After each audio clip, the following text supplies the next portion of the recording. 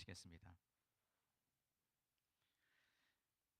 우리가 계속해서 사순절의 여정을 하나님의 말씀과 함께 걸어가면서 한 달을 통틀어서는 말씀을 함께 암송하고, 그리고 40일의 여정 동안 하루하루 하나님의 말씀을 읽고 또 그것을 필사하고, 그리고 찾아가는 말씀 기도를 통해서 그 말씀이 우리에게 주시는 뜻을 분별하며 또 기도하는 그 사순절의 여정을 우리가 지나오고 있습니다. 이제 어느덧 이제 28일 차를 넘어서 내일이면 29일 차로 접어들게 되는데, 지금까지도 힘차게 걸어오신 그 여정이 이제 남은 이제 2주 정도의 남은 시간 동안에도 끝까지 이 말씀으로 승리하는 우리 모두가 되기를 소망합니다. 여러분, 우리의 인생을 살면서 무수히 많은 시험을 경험합니다. 그 시험의 종류는 다양하겠지만 그 시험이 무엇이든지 간에 그 시험을 통과해서 다음 스테이지로 넘어가는 경우가 있는가 하면, 때로는 그 시험을 통과하지 못해서 실패하고 좌절하고 낭망할 때도 있습니다. 그래서 어떤 이들은 인생에 시험만 없으면 참 살만하겠다라고 말하지만, 실상 우리의 인생을 돌아보면 우리의 인생은 이런저런 시험의 연속입니다. 일반적으로 시험에 대한 사전적인 의미를 살펴보면 이렇게 정의합니다. 지식, 기술, 능력 등을 평가하고 검사하는 일, 그래서 우리가 영어로는 테스트라고 정의하죠. 그런데 성경에서 말하는 시험은 세 가지 정도로 유형을 정의해 볼 수가 있는데, 첫째는 사전적 의미인 테스트에 부합하는 의미입니다. 하나님께서 성도들의 믿음, 순종, 그리고 그 마음의 중심을 검증해서 더 나은 인격으로 단련하시기 위해 허락하시는 시험입니다. 예를 들면 아브라함에게 백세에 주신 아들 이삭을 번제물로 드리라고 하신 일이 가장 대표적인 테스트의 예라고 할 수 있겠죠. 그리고 성경이 말하는 두 번째 시험의 유형은 바로 유혹입니다. temptation. 사탄이 성도를 넘어뜨리고 죄에 빠뜨리려고 하는 것으로서 악한 목적을 지닙니다. 이제 우리가 이후에 다루게 될 오늘 본문에서 예수님께서 광야에서 겪으셨던 시험이 바로 이 유혹입니다. 그리고 마지막 세 번째 유형은 시련입니다. trial이죠. 삶의 고난, 궁핍, 질병 등 외부적인 요인으로 인해서 겪는 어려움으로써 우리의 신앙이 어느 수준에 도달했는지를 알아보기 위한 목적이 있기 때문에 우리에게 인내가 필요합니다.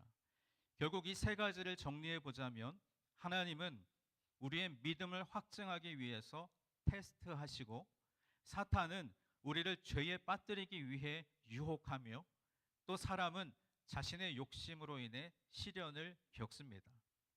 그렇다면 이 세 가지 유형의 시험을 대하는 성경적인 관점과 목적에 대해서 살펴보면, 첫째는 연단과 성숙입니다.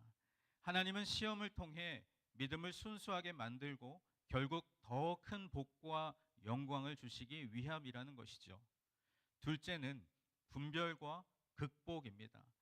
사탄의 유혹은 우리가 당연히 물리쳐야 하는 것이지만, 하나님의 테스트는 믿음으로 인내해야 하기에 내가 당하는 이 시험이 지금 나를 테스트하고 연단하시기 위한 과정인지, 아니면 사탄이 나를 넘어뜨리려고 하는 유혹인지를 분명하게 분별하고, 그것이 만약 하나님께서 허락하신 시험이라면 인내해야 한다는 것입니다. 마지막 세 번째는 피할 길입니다. 근본적으로 하나님은 우리에게 감당할 수 없는 시험을 허락하지 않으시고 시험 당할 즈음에 피할 길을 내주십니다. 그러니까 결국 성경에 나타난 시험은 단순히 고난을 넘어서 믿음을 연단하고 우리의 인격을 성숙시키는 과정이라고 할 수 있죠. 그래서 그 시험을 대하는 우리의 마음가짐, 태도가 중요합니다. 이제 시험을 대하는 세 가지 태도를 살펴보면, 첫째는 기쁨입니다. 아이러니하게도 야고보서 1장 2절은 이렇게 말씀합니다. 내 형제들아, 너희가 여러 가지 시험을 당하거든 온전히 기쁘게 여기라. 야고보서 1장 2절 말씀을 다시 한번 보십니다. 우리 다 같이 말씀을 읽어봅니다. 시작. 내 형제들아, 너희가 여러 가지 시험을 당하거든 온전히 기쁘게 여기라. 참 아이러니하죠. 여러분, 시험을 당하는데 어떻게 기뻐할 수 있습니까? 어떤 학생이 오늘 아침 학교를 가는데 엄마, 아빠, 나 오늘 시험이 있어서 너무 기뻐요 한다면 참 아이러니하겠죠. 물론 학생들 가운데 준비를 탄탄하게 잘한 친구는 얼른 시험을 봐서 좋은 성적을 거두면 또 상을 받을 수 있으니까 그것으로 인해 기뻐하겠지만 오늘 하나님 우리에게 분명하게 말씀하십니다. 너희가 여러 가지 시험을 당하거든 슬퍼하지 말고 오히려 온전히 기쁘게 여기라. 왜냐? 믿음의 시련이 인내를 만들어내기 때문에 기뻐해야 한다는 것입니다. 그래서 야고보서 1장 4절은 또 이렇게 말씀합니다. 다 같이 읽습니다. 인내를 온전히 이루라. 이는 너희로 온전하고 구비하여 조금도 부족함이 없게 하려 함이라. 아멘. 시험을 통해 인정을 받은 후에 우리에게 약속된 생명의 면류관을 받을 것이므로 기뻐하라는 말씀입니다. 자, 시험을 대하는 첫 번째 태도가 기쁨이라면 두 번째 태도는 기도입니다. 누가복음 22장 39절과 40절 말씀을 보면 예수께서 나가사 습관을 따라 감람산에 가심에 제자들도 따라갔더니 그곳에 이르러 그들에게 이르시되 뭐라고 말씀하십니까? 유혹에 빠지지 않게 어떻게 하라고요? 기도하라 하시고라고 말씀합니다. 여러분 잘 아시는 종교개혁자 마틴 루터는 항상 기도를 많이 했다고 합니다. 아침에 일찍 일어나서는 하나님 우리를 시험에 들게 하지 마옵소서라고 기도하며 하루를 보냈고, 그리고 이제 하루를 마치고 저녁에 잠자리에 들 때면 우리의 죄를 사하여 주옵소서라고 기도를 했다고 합니다. 이렇게 유혹에 빠지지 않도록 항상 기도하며 이 시험의 성격을 분별해서 이것이 만약 사탄과 또 나의 욕심에서 비롯된 유혹이라면 물리쳐야 하고, 그리고 하나님께로부터 온 시련이라면, 테스트라면 그것을 끝까지 인내해야 합니다. 그것에 필요한 우리의 태도는 기도하는 것입니다. 그리고 마지막 세 번째 태도는요, 우리와 똑같이 시험을 받으신 예수님께 도움을 청하는 것입니다. 예수님은 우리가 따라야 할 눈에 보이는 진리이신데 그분께서 보여주신 모습에는 많은 것들이 있지만 그 가운데 시험을 받으신 일도 포함되어 있다는 것을 기억해야 합니다. 히브리서 2장 18절 말씀을 보면 그가 시험을 받아 고난을 당하셨은즉 시험 받는 자들을 능히 어떻게 하실 수 있습니까? 도우실 수 있느니라 라고 말씀합니다. 예수님도 우리와 똑같이 시험을 받아 고난을 당하셨기 때문에 지금 시험을 받고 있는 우리를 능히 도우실 수 있는 줄 믿습니다. 시험 당할 때에 예수님께 도움을 청할 수 있는 지혜 있는 자가 되시기를 주님의 이름으로 소망합니다. 주님께서 사랑하시는 여러분, 우리는 이 세상을 살아가는 동안 누구나 예외 없이 여러 가지 시험과 유혹 가운데 살아갑니다. 만약에 우리가 마귀의 시험과 유혹에 빠지면 우리는 죄를 짓고 악하게 됩니다. 부패하고 타락하여 멸망의 길을 가며 질병과 고통에 빠져 죽음에 이르고 지옥에 던져질 수밖에 없습니다.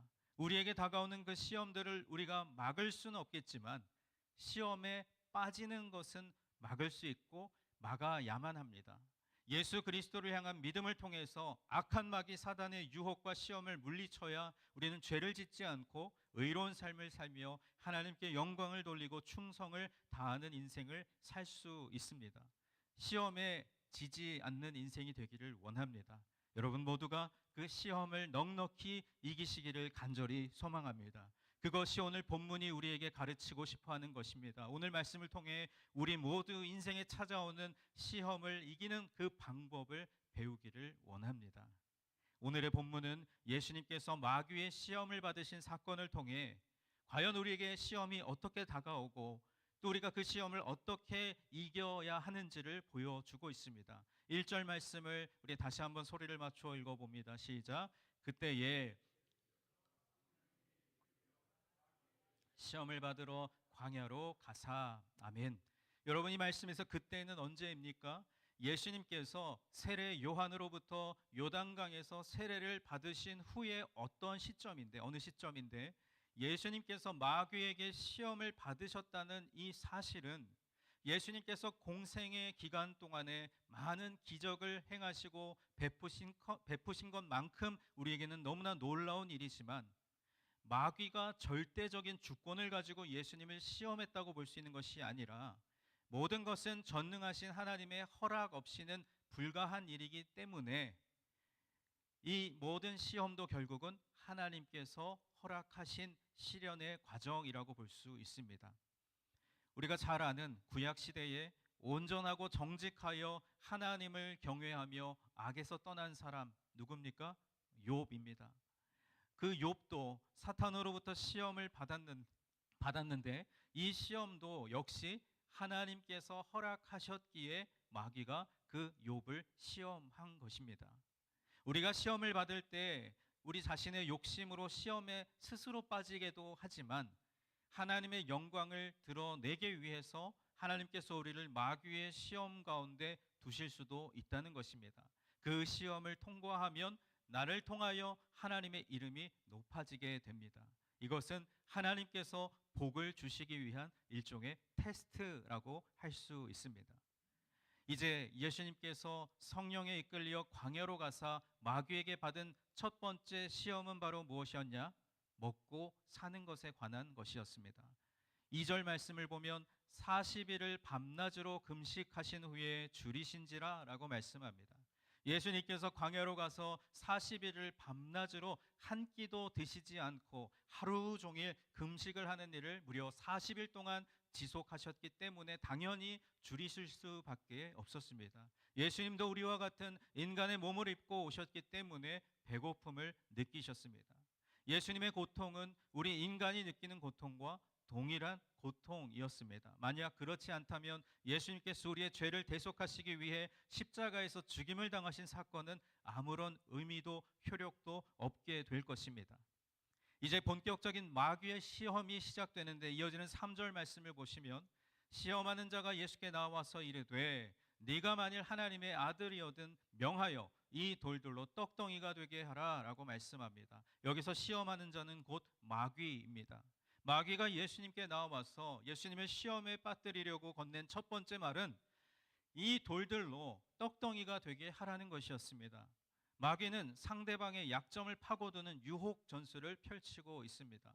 40일 동안 금식하여 줄이신 예수님께 먹을 것으로 유혹하고 있는 것이죠. 보통 사람들은 불가피하게 금식을 해야 할 때 그 금식 시간이 길어지면 길어질수록 머릿속에 먹고 싶은 음식들이 떠오릅니다. 저도 신학생 시절에 동기 신학생들 친구들과 함께 금식 기도를 가서 기도원에서 뭐 40일은 아니지만 며칠 정도 금식을 할 때 얼마나 머릿속에 그 치킨, 족발, 막 떡볶이 먹고 싶은 게 얼마나 많이 떠오릅니까? 그러면서 기도하다가 또 옆에 있는 친구에게 얘기합니다. 야, 우리 이거 끝나고 내려가면 치킨 시켜 먹자.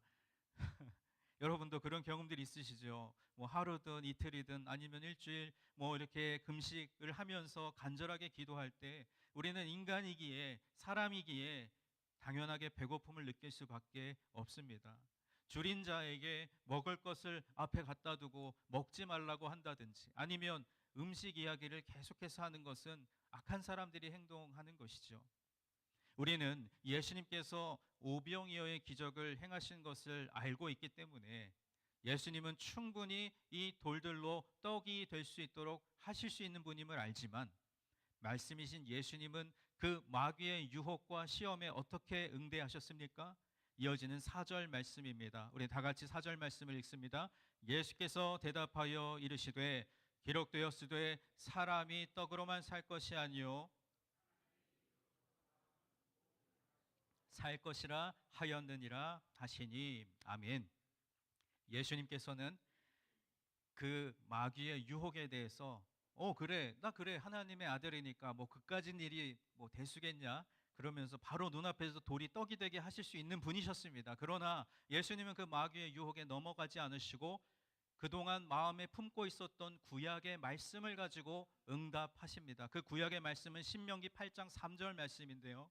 너를 낮추시며 너를 줄이게 하시며 또 너도 알지 못하며 네 조상들도 알지 못하던 만나를 내게 먹이신 것은 함께 읽습니다. 사람이 떡으로만 사는 것이 아니요 여호와의 입에서 나오는 모든 말씀으로 사는 줄을 내가 알게 하려 하심이니라 하신 이 신명기 8장 3절의 말씀을 예수님은 그동안 계속 마음에 품고 기도하셨기 때문에 이와 같은 상황이 벌어졌을 때 담대하게 마귀에게 선포할 수 있었습니다. 사람이 떡으로만 살 것이 아니요 하나님의 입으로부터 나오는 모든 말씀으로 살 것이니라 하였느니라. 아멘. 떡이 줄인 육체를 배부르게 할 수 있을지언정 떡으로 생명력을 유지하는 데에는 한계가 있습니다. 왜냐? 우리 인간의 육체는 영원하지 않기 때문입니다. 여러분, 지금보다 경제적으로 더 어려웠던 시절에 먹고 사는 문제는 절대적 빈곤의 문제였지만 이제 오늘날 경제가 더 발전하면서 이 문제는 절대적 빈곤이 아니라 상대적 빈곤의 문제로 더 복잡해졌습니다. 절대적인 빈곤은 못 먹어서 배가 고파서 그래서 그것으로 끝나는 문제이지만 상대적 빈곤은 열등감을 불러오기 때문에 더 심각한 유혹입니다. 다른 사람보다 더 좋은 집에 살고 싶고 다른 사람보다 더 좋은 차를 가지고 싶고 더 많은 것을 누리고 싶은 욕망이 오늘 이 시대에 먹고 사는 문제입니다. 우리 가운데 이 문제로부터 자유로울 수 있다고 당당하게 말할 수 있는 사람은 별로 없을 것입니다. 우리는 눈이 있기 때문에 다른 사람이 어떻게 살고 있는지를 똑똑히 보고 있습니다. 그러면서 동시에 내가 처한 형편도 잘 알고 있습니다. 그 문제 때문에 시험에 듭니다. 나는 내 인생은 왜 이 모양 이 꼴인가? 나도 더 좋은 집, 더 좋은 차를 타면서 떵떵거리며 살고 싶은데 왜 나는 이 모양 이 꼴인가 하며 그 상대적인 박탈감, 상대적인 빈곤 때문에 괴로워합니다. 또 그 문제로 힘들어하는 자녀들을 보면 부모로서 무력감을 느끼기도 하지요. 주님께서 사랑하시는 여러분, 영원한 생명력은 오직 하나님의 말씀으로부터 나오는 줄 믿습니다. 하나님의 말씀이 우리를 영원히 살리는 줄 믿습니다. 절대적 빈곤의 시대를 살았던 우리 믿음의 조상들은 하나님의 말씀을 붙들고 만나와 메추라기를 구하며 배고픔을 견뎌냈습니다. 그런데 오늘 우리는 상대적 빈곤으로 박탈감을 느끼며 서로를 시기하고 질투하고 미워합니다. 우리가 하나님의 입으로부터 나오는 모든 말씀으로 살기를 원한다면 일상의 삶에서 하나님의 말씀을 아침 저녁으로 묵상함으로 그 말씀을 우리 마음에 두어야 합니다. 예수님께서 신명기 8장 3절의 말씀을 마음에 담아두고 계셨기에 그 유혹의 시간, 시험의 때에 그 말씀으로 그 유혹을 물리칠 수 있었던 것, 시험을 이길 수 있었던 것을 본받아 우리도 하나님의 말씀을 읽고 쓰고 암송하면서 그 말씀을 내 안에 품을 때에 우리에게 순간순간 다가오는 결핍과 상대적인 빈곤 그리고 열등감의 문제는 하나님의 말씀으로 치유될 줄 믿습니다. 하나님의 말씀을 붙들고 살면서 말씀이 내 영혼을 가득가득 채움으로 만족하는 인생이 되기를 주님의 이름으로 간절히 축원합니다.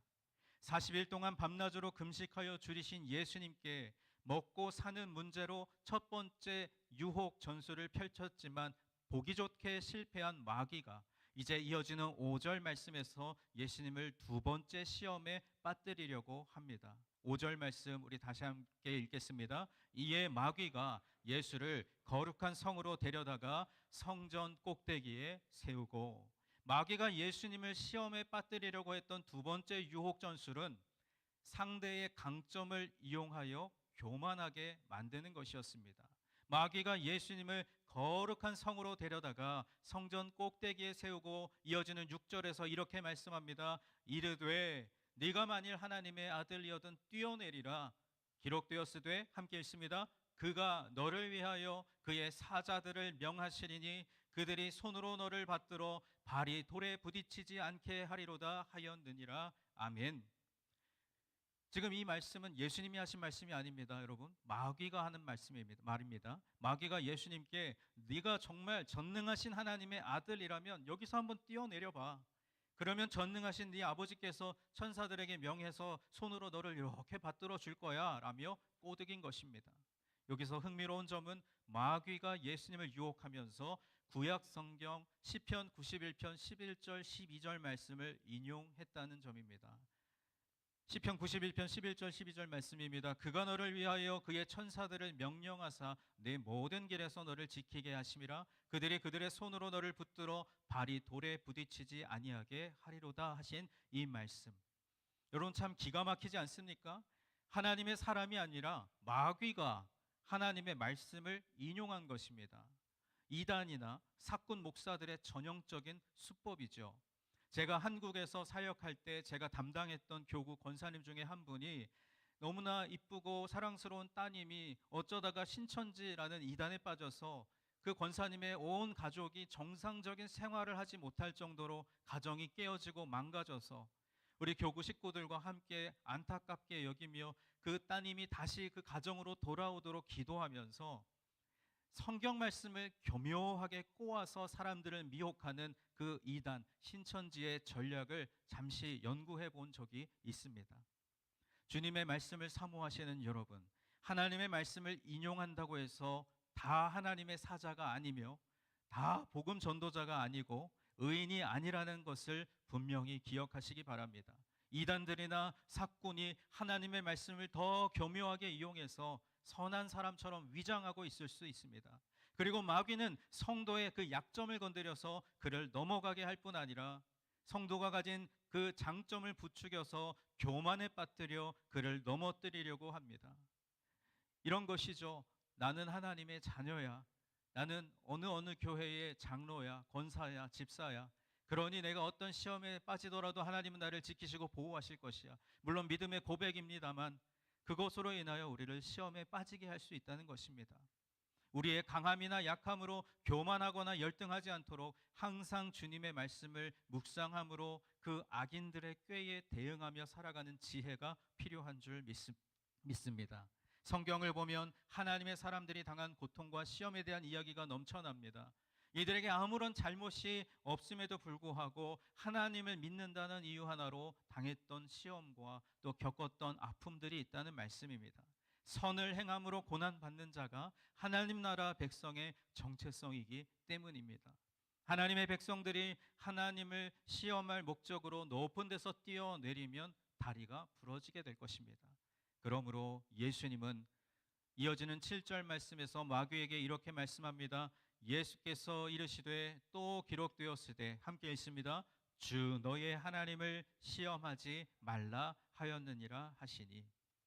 시편 91편 11절과 12절 말씀을 인용해서 예수님을 시험에 빠뜨리려고 했던 마귀에게 예수님은 또다시 말씀을 무기로 삼아 신명기 6장 16절의 말씀으로 그 마귀의 꾀를 물리치셨습니다. 주 너의 하나님을 시험하지 말라 하신 그 신명기 6장 16절 말씀. 하나님의 능력을 힘입고 살아가는 우리 성도들에게 너가 하나님의 자녀이면 뭐든지 한번 해봐 라고 그런 식으로 꾀임에 넘어가고 시험에 빠뜨리려고 하는 악인들이 우리에게는 접근해 올 것입니다. 우리가 하나님의 자녀로서 충분히 할 수 있는 일이라 하더라도 악인들의 꾀에 빠져서 그 일을 해서는 안 됩니다. 악인들이 우리에게 감언이설로 우리를 미혹할 때라도 항상 나의 존재가 하나님의 자녀라는 사실을 잊지 말아야 합니다. 만약에 하나님의 자녀로서 미혹할 때라도 그때에 내가 넘어가게 되면 그 사람은 하나님을 시험하는 마귀의 통로가 될 것입니다. 바라기는 우리 모두 늘 깨어서 기도하며 하나님의 말씀으로 마귀의 시험을 이기는 하나님의 자녀들이 되시기를 간절히 소망합니다. 이렇게 마귀가 두 번의 유혹에도 예수님이 넘어가지 않자 이번에는 예수님을 천하 만국이 다 보이는 높은 산으로 데리고 갑니다. 오늘 본문 8절과 9절 말씀인데요. 우리 말씀을 다 함께 읽습니다. 마귀가 또 그를 데리고 지극히 높은 산으로 가서 만일 내게 엎드려 경배하면 이 모든 것을 내게 주리라. 아멘. 여러분, 그냥 평지에 서 있으면 우리 눈에 보이는 이 정도가 전부일 것입니다. 하지만 높은 건물에 올라가거나 또 높은 산 정상에 올라가 보면 훨씬 더 멀리 더 넓은 곳까지 볼 수 있습니다. 그러니까 그 높이가 높아지면 높아질수록 더 큰 세계가 보입니다. 마귀가 예수님에게 했던 세 번째 유혹 전술은 지극히 높은 산으로 예수님을 데리고 가서 천하 만국을 보여주며 부와 권력을 미끼로 자신에게 경배할 것을 요구했습니다. 딱 눈 한 번 감고 마귀를 경배한다면 상상을 초월하는 부와 권력을 손에 넣을 수 있습니다. 세계 최고의 갑부, 또 세계 최고의 권력을 차지할 수 있다면 여러분 어떤 마음이 드시겠습니까? 아, 그래, 내가 오늘 그냥 눈 한번 딱 감고 한번 딱 머리를 조아리면 내가 이 모든 것을, 이 많은 것을 가질 수 있겠다 생각하지 않겠습니까? 부와 권력과 명예를 위해서 경배의 대상이 아닌 것에 경배한다면 그것은 나의 영혼을 파는 것과 같습니다. 주님께서 사랑하시는 여러분, 우리는 천하 만국은 아니더라도 저마다 부와 권력에 대한 허황된 기대와 또 갈급함이 있지 않습니까? 아, 내가 요 정도 자리까지 올라가면 좋겠다. 아, 내가 요 정도 재산을 모으면 좋겠다. 그런데 그것을 위해 물질이 우상이 되고 사람이 우상이 된다면 우리는 우리 자신의 영혼을 파는 것과 다름없습니다. 오직 경배의 대상은 하나님 한 분밖에 없는 줄 믿습니다. 한 사람에게 엎드리고 천하를 얻겠다는 생각은 미련한 것입니다. 우리가 고개를 숙이고 엎드려야 할 분은 오직 하나님 한 분밖에 없습니다. 하나님 한 분을 두려워하면 우리는 세상을 두려워하지 않습니다. 그렇게 승리한 하나님 나라 백성들의 기록이 바로 성경 말씀입니다. 이번 한 번만이라는 유혹에 넘어가지 않고 하나님 한 분만을 두려워하는 믿음의 백성들이 되시기를 간절히 축원합니다. 부와 권력을 믿기로 자신에게 경배할 것을 요구한 마귀에게 예수님은 오늘 본문 10절에서 이렇게 말씀하십니다. 이에 예수께서 말씀하시되 사탄아 물러가라 기록되었으되 함께 있습니다. 주 너의 하나님께 경배하고 다만 그를 섬기라 하니라 하였느니라. 아멘. 예수님께서 세 번째 마귀의 시험도 하나님의 말씀 신명기 6장 13절 말씀으로 그 마귀를 물리치셨습니다. 내 하나님 여호와를 경외하며 그를 섬기며 그의 이름으로 맹세할 것이니라 라고 기록된 구약의 신명기 6장 13절 말씀을 예수님은 늘 마음에 품고 기도하셨기에 마귀가 그 약점을 파고들어 유혹해 올 때에 시험할 때에 그 하나님의 말씀을 떠올려 그 말씀으로 그 시험을 이긴 것입니다. 예수님을 시험한 이 마귀와 같이 악인들이 어리석은 질문이나 꾀로 우리를 시험하려 할 때 지혜로운 답을 통해 물리칠 수 있는 방법은 오직 하나님의 말씀으로 가능한 줄 믿습니다. 하나님의 말씀으로 시험을 이기기 위해서는 늘 하나님의 말씀을 예수님처럼 마음 중심에 두어야 합니다. 그러기 위해 오직 하나님의 말씀인 성경을 즐거워하며 그의 말씀인 성경을 주야로 묵상해야 합니다. 그 일을 위해 우리는 이번 사순절 40일의 여정 동안 매일매일 하나님의 말씀을 읽고 쓰고 묵상하면서 또 찾아가는 말씀 기도를 통해 그 말씀의 뜻을 품으면서 기도하는 그런 시간으로 이 사순절의 여정을 걸어가고 있습니다. 우리 모두가 이와 같이 하나님의 말씀을 붙들고 하나님의 말씀을 우리 마음에 품음으로 인해 이 세상에서 겪는 모든 시험과 유혹과 시련 가운데 하나님의 말씀을 떠올리는 지혜 있는 자가 되기를 간절히 소망합니다.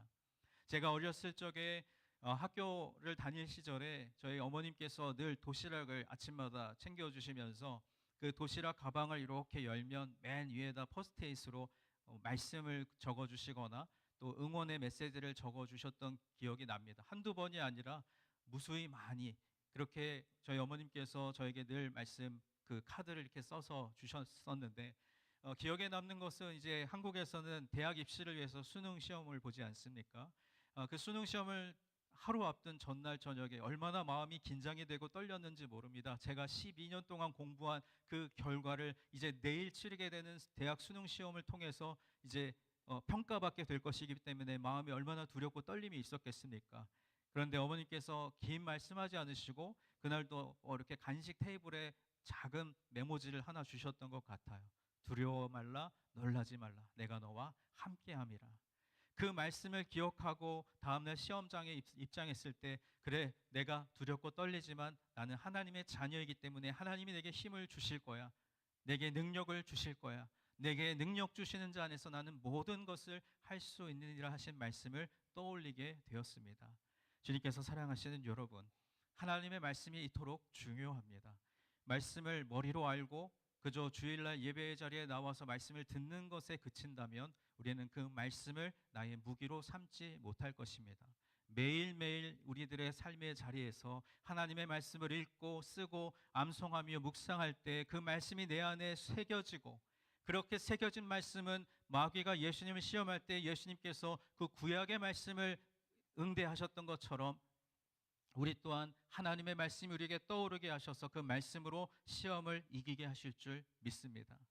마귀가 다양한 깨로 예수님을 넘어뜨리려고 시도를 해보았지만 넘어가지 않자 더 이상 예수님 곁에 있을 이유가 없음을 알고 예수님을 떠납니다. 그것이 오늘 본문 11절 말씀입니다. 이에 마귀는 예수를 떠나고 천사들이 나와서 수종드니라. 아멘. 마귀가 떠나자 천사들이 나와서 예수님을 섬겼습니다. 우리 역시 세상의 다양한 유혹과 시험을 이긴다면 예수님께서 그 천사들의 섬김을 받으셨듯이 우리에게는 하나님의 위로와 은혜가 임하게 될 줄 믿습니다. 악인들의 깨와 죄인들의 길과 오만한 자들의 자리를 물리치면 하나님께서 시험을 잘 치른 사람에게 주시는 형통의 복이 임하게 될 줄 믿습니다.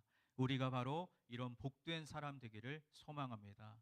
이제 말씀을 맺습니다. 예수님께서 받으신 시험은 사실은 우리가 매일매일 삶의 현장에서 겪는 시험입니다. 이 시험에 넘어지면 우리는 죄에 빠집니다. 그때부터 죄의 수렁에 점차 빠져 들어갑니다. 바라기는 여러분, 죄의 유혹과 시험을 흘려 보내시기 바랍니다. 시험이 올 때마다 예수님께서 그 시험을 어떻게 이겨내셨는지를 오늘 말씀을 통해 기억하시고 오늘도 시험에 들지 않는 복된 하루가 되시기를 바랍니다. 예수님께서 하나님의 아들로서 이 땅에 인간의 몸을 입고 오실 이유가 무엇이었습니까? 죄 없으신 분께서 세례 요한에게 세례를 받으실 이유가 무엇이었습니까? 그것은 하나님의 구원 계획을 이루시고 하나님의 뜻을 이루시기 위함이었습니다. 예수님께서 왜 마귀에게 시험을 받으셨습니까? 여기에는 분명한 하나님의 뜻이 담겨 있습니다. 하나님께서 욥의 믿음을 확인하기 위해서 사탄에게 욥을 시험할 것을 허락하셨던 것은 차원이 다른 것입니다. 하나님께서 예수님을 마귀에게 시험받도록 허락하신 이유는 예수님의 믿음이 어떠한가, 욥의 믿음이 어떠한가를 시험하기 위해 예수님의 믿음이 어떠한가를 보기 위함이 아니라 아담 이후로 이 세상을 살아가는 모든 사람에게는 끊임없이 마귀의 시험이 있다는 것과 그리고 그 시험을 꼭 예수님처럼 하나님의 말씀으로 이겨야 한다는 것을 보여주신 것입니다. 예수님처럼 하나님의 말씀으로 마귀의 시험을 이기고 살아가시기를 원하십니까?